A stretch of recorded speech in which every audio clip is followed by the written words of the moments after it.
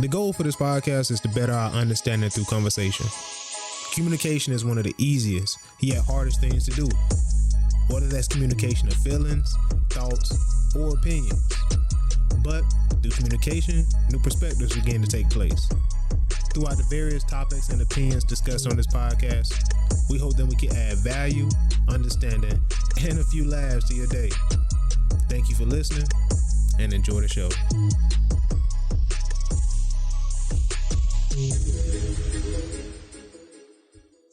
Welcome back to the Real Talk Podcast. I am Bruce. This is my man E. What's going on with you, bro? My guy, how you doing, man? Chilling. Beautiful day to be alive. That's above it, man. ground. That's it, bro. But look here, man. I'm not trying to come across like I'm trying to be arrogant, but Nah, what's up? listening to myself in the mic right now, I sound like I'm supposed to be great. Yeah, man, for real. I sound super like professional, I like man. this. I like this. Yeah, man. The tone and everything. I It's like like it. it's I on like point. it. It's Yes. on point, bro. You sound like you on a panel, bro. Like Yeah. for real. You delivering some business. Like if my wife, baby, this is for you. Right. That might change, man. Like for real. Like once you hear yourself on the mic, kind of like change the dynamic a little One bit. time I hated it, man, but I like this right here. I like Nah, where we at. man. Same, man. I got comfortable. You know what I'm saying? You was speaking to me about some stuff though, man. I honestly, I know one of the topics was about unlearning. And then another topic we'll get into a little bit later. Okay. But let's hop into the first one. So the first one, if I'm not mistaken, it was unlearning the learned. Right. So what I mean by that is this here. You know, a lot of times in our life, man, we learn something the first time. But just because we learn it the first time, or even if it's self-taught, like if we teach ourselves something, it doesn't necessarily mean that we're learning it the right way. And then when you are put in a situation in which what you've been, or what's been established prior is challenged, then all of a sudden there's a level of resistance that meets that. Right. And what it is I believe is the issue that truly comes into play is the fact that you start to question it. Why I need to learn this all over again when I already know how to do this? Yeah. I know. Like that term right there. That's a term that used to tee my father off, man. I know. And then I became a father. Then I truly... Yeah, you began to see it from a different light. Then I truly learned. Yeah, man. I cannot stand when my son... I come back and I try to tell my son this, that. I know. Well, why ain't you do it? Why it ain't like, done, my man? I don't know, like your hands get so... It's like, man, they get so soft all of a sudden. It's like easy to move. Yeah, man. Like nothing holding your hands back. And like, son, say that again. No, if I were you, I wouldn't say that again. Yeah, bro. Yeah, I know. Man. The thing that got me thinking about it is, you know, like, for example, let's just say that you learn something. It could be something simplistic in your eyes, something in which you feel everybody should know. Let's just say that one thing you learned could have been something as simple as how to open a door, like how to unlock a lock with a key. Right. So you sitting up there and you look at it, man. Are you kidding me right now? Y'all, they got to be playing with me. Yeah. Like this is some kind of joke. It's a sick joke. Like you seriously want me to turn? And they ask you, let's see you do it, and everybody do it, but everybody do it a little different. Yeah. And then they come back at the end and they say, you know, like let's just say a company that you about to work for. They tell you, now what we want you to do is understand something. Understand that everybody in this class that just displayed this was wrong. From this day forward, moving forward, we want you to take and we want you to release all of these bad habits. We want you to just take and start over from scratch. Understanding that when you come in now, when you step foot into this door, and you are coming to this job in which now we are paying you to do. We no longer even want you turning the key the way you turn it. You looking like, yeah. Now all of a sudden, you buck in your mind. You got this mentality of buck. man, what kind of stuff is this, man? I don't know what they're talking about. Man, these fools tripping. Yeah. I mean, the door's still gonna get open. You know what I'm saying? Right or wrong. That's true. You know what I'm saying? But again, that are taking that a whole lot of people back from just going to the next level simply because now the instructions. You can't follow instructions because now you bucking against the instructions because now in your mind, you're trying to justify logic. And it sounds irrational to you. Right. But now you becoming irrational. True that, man. And the thing about it, for those that say, hey, you know what? Hey, if they gonna pay me to teach me another way to do it, so be it. I just do it.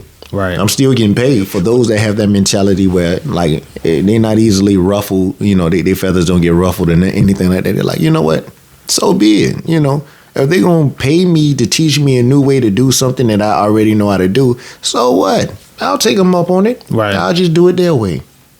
What's the worst that can happen? I mess around and make sense of something. Right. So right, you know, true, you got certain people that function like that. So those that might function like that, they mess around, and by the end of the instructional period, they've messed around and discovered a whole new reality that exists. You know what? So now it makes perfect sense. That's why my key that's why I always had to replace a key after so long. Because the way I was putting the key in there, the pressure that I was putting on it, the torque, the turn, all that, all of a sudden everything starts sounding different now. That's true, it makes sense. But then you got some people that's gradually moving up because now they're willing to be open-minded enough to learn. Then those over here on the left, to the left, they're still on the left. Talking about why this don't make sense. Boy, this foolishness. Yeah, this is asinine. You know, using all these words, but guess what? They still ain't growing. 100%. They stagnant because they're stuck in that complacent mindset of, you know what? Why learn something all over again when I've already learned it the first time? But the thing about it, just because you learned it the first time doesn't mean that you learned the correct way. That's real, bro. That's so real. And it worked. That's the confusing part, because the way you learned it at first worked. You know what I'm saying? Then you learn a better way to do it, man. I think that's so well said, E, man. Like, I couldn't have said it better myself. That part is a little struggle though, because at first you don't understand why you have to do it this way, because what you're doing right now is working. So why broke something? The saying, why fix something that's not broken? Yeah, it's always a way to go about doing something even better though. 100%. Because let's take that mindset for a second. I never thought we was gonna ever attack this mindset, but if it ain't broke, then don't try to fix it. How long does that work, and what does that ultimately get you at? Because it could get you to a point to where you can start off as a bright and shiny type of object. Then all of a sudden, if it ain't broke, then don't try to fix it. Now all of a sudden, decades pass you by and you still going off the same way. But everybody else is tweaking their stuff. Right. They're tweaking their secret sauce. They sit up there, they tweaking, you know, they're looking and they noticing, you know what, we in a whole different era now. You know, like honestly, like these neon colors ain't hitting no more. You know what I'm saying? Now, or they flip and you know what? Black and white is not it anymore. Like, we need more colors. We need to be more vibrant. We need to be able to reach the masses. But nah, you still operating off of, if it ain't broke, then don't try to fix it. Now all of a sudden, you ain't even getting mentioned with the big names no more. You a mom and pop shop that's just holding on for dear life. That's real, bro. You know what I'm saying? People could start coming into your stores after a while. Now all of a sudden, blowing dust off your stuff. You know what I'm saying? But real. It's like, if it's not broke, then don't try to fix it. I think about track, because I did that in high school, and it's like running. Like, everybody know how to run. Everybody done ran multiple times before, and it's like, you fast, and you the fastest one in your friend group. I see where you going at with this. But it's like, when you go to track, they teach you how to run using the least amount of energy. So it's like, they perfect how you lift your legs. They show you how to. It's a drill to where you put one hand on the wall and you just do the horse kick on one leg, then the next leg, and it's like, why am I learning how to move my legs? Gradually building towards something bigger. But it's like, right. And that's how you know, like, you see Usain Bolt, or you see these female track stars, it's just like gliding. And they look effortless when they do it. Because it's like they have to unlearn how to run and relearn how to run. You know what I'm saying? But I think that's like a perfect example of it, man. it's one of those things, like you said, you mentioned about growth. It's like if you had that mindset that's, like you said, stagnant or unwilling to take in opposing thoughts or new thoughts that may contradict what you already know, then you refuse to grow. It's almost like being in debate. That's why debates are so great, like the debate classes and the debate clubs and stuff, because you have to learn how to listen to somebody else and not shut them out immediately, so that you can understand how to rebuttal. Man. And it's just perfect. Like those things I think are in tandem, and it builds communication, it builds your growth in whatever area that you're in. And I think if you stop doing that, then like you said, you're gonna be one of those people that were in the past that's not here no more. Yeah. You know what I mean? Has been, man. Yeah. That's so real, bro. But that mind, like those sayings are true. If it ain't broke, don't fix it. That's a true statement. Mm-hmm. But also this statement is true. It's more than one way to skin a cat. You know what I mean? Exactly. So you can't be stuck. So which one is it? Right. Yeah. It's both of them actually. Yeah. But it's like based on what you're doing, and you have to reassess based on what you're doing, man. Like life is fluid. So it's like you got to analyze those things as you go in different areas of your life if you want to improve. The things that we often have to relearn how to do is the things that, believe it or not, listen to what I'm about to say. It's the things that we actually perfect as a youth, as a child. Like, for example, a toddler. If you want to learn the proper way to take and lift up anything, watch a toddler. They always tell you to go back and watch a toddler. A toddler, they know how to bend their knees, squat and pick things up. But then eventually, as we get older, we start taking shortcuts. That's real. And that's when we hurt ourselves or when we in a rush. That's 100% real. But a toddler, they try to do everything fast except for when they bending down to pick up that ball. They're going to go ahead and they're going to get all of it. Everything. It looks picture perfect. It does, man. And it's like, that's the thing, man. A lot of times, it's like, it comes a time in our life when we do have to find the inner youth within ourselves. Right. We have to learn to imagine again, become imaginative. It's like we got to use that principle of imagination, because eventually, if we're not careful, we become absent of imagination. And then if we become absent of imagination, creativity, that's gone. Now all of a sudden, we're just here.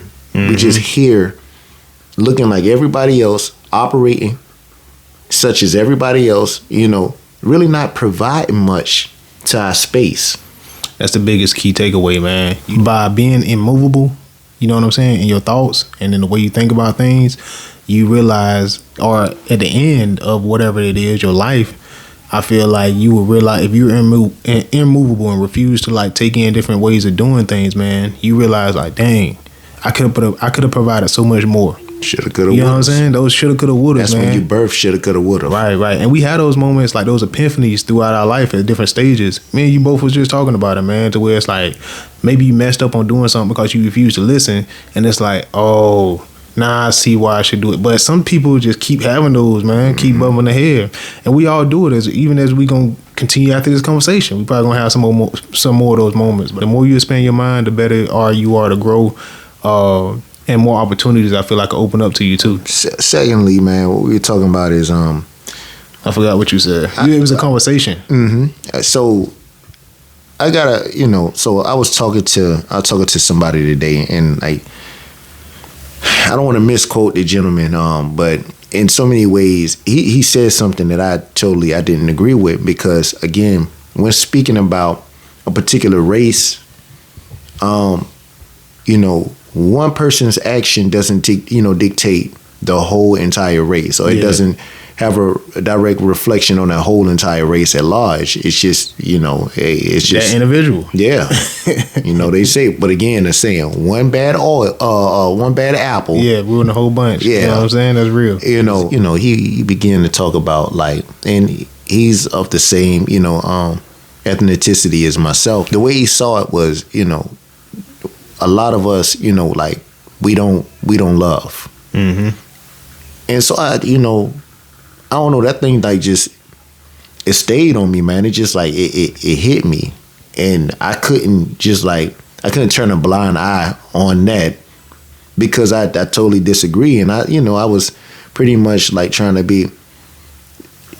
I just told him, I said, in a respectful fashion, I disagree on that. Right. I'm like, our race at large, man, I feel like our race is really one of the most loving races, really, when you think about it. And I'm not just saying that, man, because this so-called black experience I walk daily. I'm not just saying that. Maybe I am saying that, you know. If we keeping it honest, maybe that is what it is, because it's definitely a large part of why I feel this way.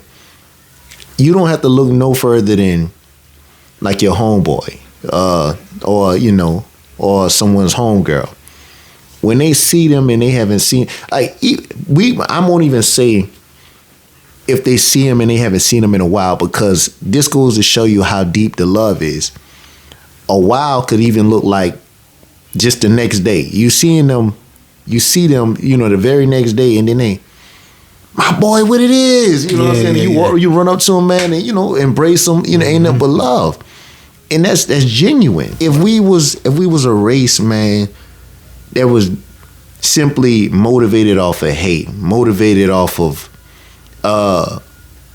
rage, just like every negative thing you can think of, if we were just programmed by the thought of I'm a kill somebody today, you don't operate like that, right?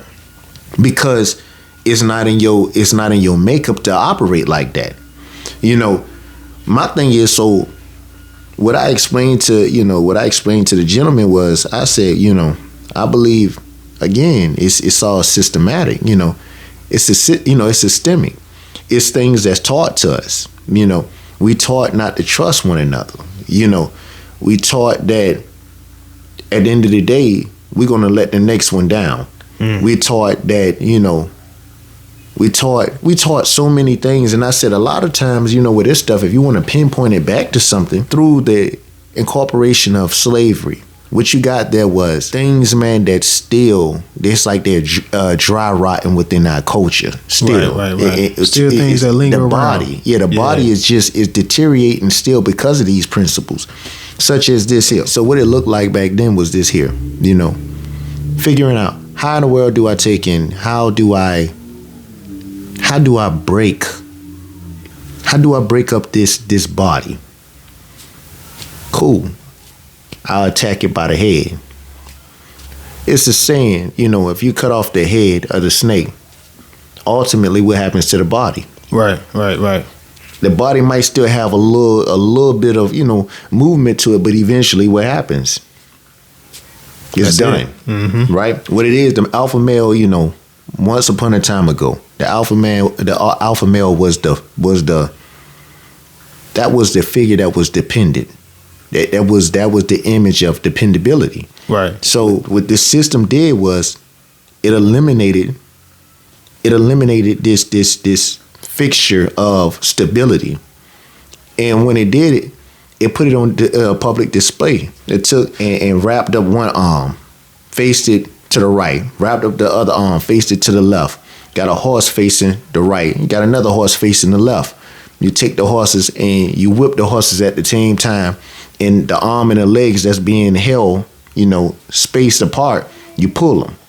And there go your image of dependability. There goes your image of stability. Yeah, man. And then all of a sudden, in front of the whole family. There you go. Right. Now all of a sudden, just think about this for a second. Now you think inhumane. I can't depend on that no more. I get too close to that and it could be taken away from me. So now you got a woman goes, you know, now the woman is thrust into this role in which now she has to play a role in which it's unfairly presented to her, but now she has to, she got to meet this criteria, because without her, what's going to happen? Yeah, who's going to take care of the children? Exactly. And things like that. Yeah, of course. So, you know, now she's thrust into a new role. But now incentives are given to her. Benefits are given to her. If you don't have a male in the house, you get these benefits, you get these rewards, you get these resources. But nah, the man can't be with you. If the man is caught with you, all of that is taken from you. In a sense, you're given a reward to be broken. Like you said, a lot of things from slavery like still linger around, And it's almost like this is my stance on it. I'm just speaking like freely. Like I feel like, okay, you got slavery, some terrible things went on, right? That conditions a human being. You know what I'm saying? Any human being that's put on those conditions, man, it's gonna be like mentally, they're gonna operate a different way. They're gonna evolve a different way. So it's like, okay, cool, you do that, slavery gets abolished, we start getting our freedom, standing up, you know what I'm saying? Progression as a race, right? And I feel like, now we got these opportunities that open up, and some of them take it. Like some of them realize what is available, and then some of them are still stuck in that mindset. As these things open up and we have more rights, we have more freedoms and things like that, a lot of people take advantage of it, and then a lot of people sometimes don't have the know-how. Some people get trapped in the system, like you said. I feel like maybe that's where he comes from, because sometimes you hear the songs on the radio, I'm on demon time, or like the way females are presented in raps and things like that, and then it's like, bro, we can't be progressing, bro. We don't even think about what it is we're saying. Like the curse now, we putting ourselves under a curse more than ever before. Like you say, through rap. You don't even, a lot of times, man, rap is no different than Simon Says. And Simon says, put your hands in the air and wave them like you just don't care. And we up there, we doing that. You know what I'm saying? We ain't thinking about it. You know what I'm saying? You got a man sit out there and tell you, hey, throw your hands in the air and yell out Hove. J-Hove. Right. Jehovah. It's like we don't even catch it though. It's like, man, it's just like it's blasphemous, man. When you think about it, we ain't even gonna get on that today. Nah, but you're right though. I feel like I can see where my man is coming from, like the guy you was having a conversation with, because it like you said, one is not a representation of all. You know what I'm saying? Right. But it could seem that way. You know what I mean? And it's like, bro, it's so much love going on out here, man. It's a ton of love, bro. It's a ton of love, man. It's like, bro, you got too many brothers out here, man. Too many sisters, man, that might meet a fellow, man, and would get them the shirt off their back right then and there where they stand, and it could be a brand new shirt. You know what I'm saying? I just can't get down with that. I don't agree with that, because I would question like where's that influence come from? You know what I'm saying? Like, what's his who is he like watching? Who is he interacting with on a daily? Like, what news is he getting? Because it can't be nothing positive if he feeling that way. I would question where he getting his information from. Well, where he got his from was his environment. His environment. He came from Chirac. And that's what and again, I don't know Chicago like that to even talk about Chicago out of turn, because again, I heard. Yeah, this is coming from him. But he was like, man, he called out one name, and he called out this environment, and it's crazy because the only way I had heard of the environment was because of Candyman.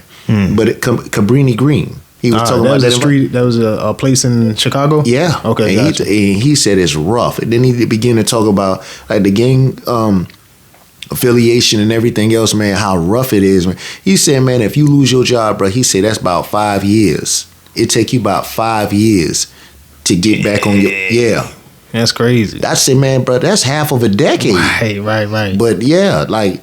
But that's what I was going back to saying, bro. Like, not a minute. Remember what you was gonna say is like when you release from that environment, like you said, I don't think you're wrong about that. Like, slavery taught us a lot, and some people get stuck in that. You have those communities that's just like, I don't know if it's still operating. I don't know. This is just me speaking freely, but I feel like sometimes that mentality, that brutalness, that thing like that, is what they took away from, and they didn't look towards what is available, what's now available. You know what I'm saying?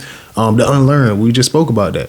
Unlearning the learn. You know what I mean? It's like sometimes maybe you see a dog like that, like, and I don't mean to take it like crazy, but it's like, dogs is like been traumatized. Yeah, in humane society. Yeah, it's like I feel like those communities are maybe a offspring of that. Yeah. You know what I'm saying? Yeah. I don't think it's ever like never no hope for it. But people inside those communities just have to see better. They have to expose themselves. I feel like, man, with conditional love, anything is possible. You just keep loving on it. Right. And that's the thing. Yeah, a lot of times with that, man, that, it could take, that could be, continuing to love can be long suffering for a lot of people. Because it's true. Like, man, I'm loving, I don't see no breakthrough, man, but I see the potential there, but I don't see no breakthrough. I'm going to keep loving. I don't see no breakthrough, but I'm going to keep loving. It's like, bro, like that movie, man, 51st Dates, bro. I don't know if you ever seen it before, by Adam Sandler. Bro, that one, bro, Man, that thing would touch you on a whole nother level. Like, seriously, bro. I gotta check like that I out. said to myself, I said, bro, when I saw that as a young, like probably like a teenager or something like that. And I saw that movie, bro. And at the time, man, that mother almost brought tears in my eyes because I'm like, bro, forget the definition of a real one. That's a real one. Like that brother, like she was in an accident. I'm not gonna give too much, but she was in an accident and it altered her memory. So it's like she forgot, and they had just like got to a point to where it's like it was becoming real serious. Yeah, and that's like rough. She every day she had to relearn him every day, and his job was to teach him teach her who he was every day. So it's like you talking about long suffering, but that's the truest form of love because you stand the course. Man. You stay in the course, bro. You see the potential. Right. And now you got the but the thing that goes unaccounted, you can only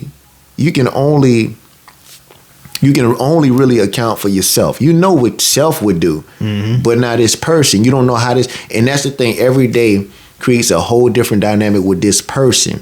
So every day, even though you try one thing, it's not going to work that same way the next day. That's true. Because depending on how this person feel the next day, you got to take that into account. Not only did this person forget about me, now this person in a nasty mood today. I know how she can be when she in a mood, but in a sense, she got that to your advantage too, because you know how this person is. Man, I got to check that out. That's a dope dynamic, man. I'm going to have to look at that. I'm telling you, bro. That's real though, man. I'm going to add this, man. It's like, I think about relationships to where maybe your partner got a terminal illness, or your partner got maybe got real sick at one time.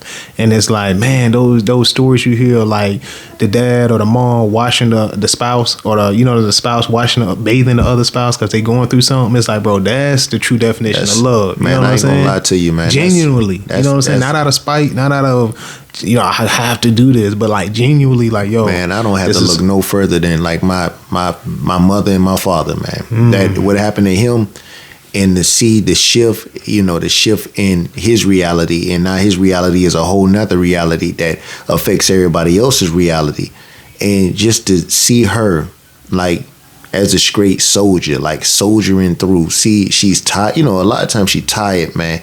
But she in it for the long haul, and just like you said, watching him where he may not be able to take care of himself in certain manners and in certain areas, and she right there, she got his back. At that point, all that pride and all that, push that aside. It's about the bigger picture. Do you love me or do you not? It ain't about love, Lord. You just said unconditional love. That's it, man. To death do us part. Yeah, bro. Like, what does that really mean? What does that really look like? Right. And it's like that, man. It's funny now. We rapping on this note, man. Here it is. It's February, so-called Black History Month.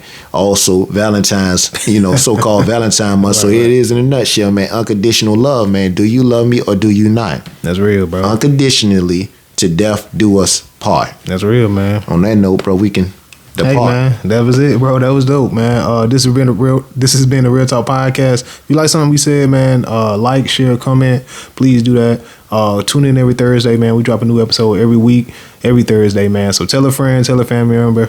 This is the Real Talk Podcast, man. Thank y'all. Peace. Real talk. We appreciate you giving us a listen. If you like this episode and would like to engage with us or support, reach out through our social media platforms, linked in the description, and tune in every Thursday to check out new episodes. See you next week.